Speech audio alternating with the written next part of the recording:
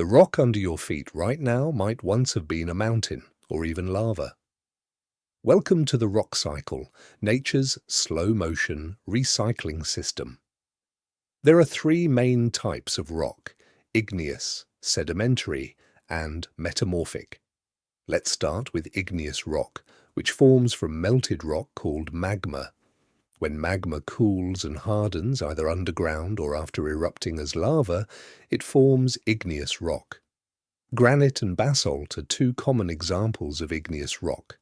But rocks don't stay the same forever. They get worn down over time.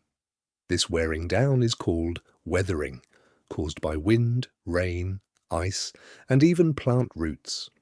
Once broken into small pieces, these bits of rock are called sediment.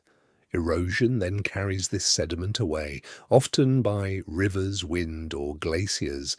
Eventually, the sediment settles somewhere else, a process called deposition.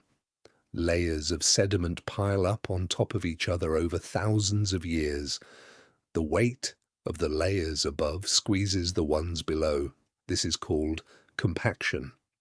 Minerals then glue the squashed particles together in a process called cementation. Compaction and cementation together turn sediment into sedimentary rock. Sandstone and limestone are classic examples of sedimentary rock. Now here's where it gets even more interesting. Rocks can also transform without melting. If any rock is squeezed and heated deep underground, but not enough to melt, it changes. This forms metamorphic rock, like marble from limestone or slate from mudstone. If any rock gets pushed deep enough, the heat can melt it completely back into magma. And that magma can cool again into igneous rock, starting the whole cycle over. So no rock is ever truly finished. It's just waiting for its next transformation. Next time, what causes earthquakes and volcanoes?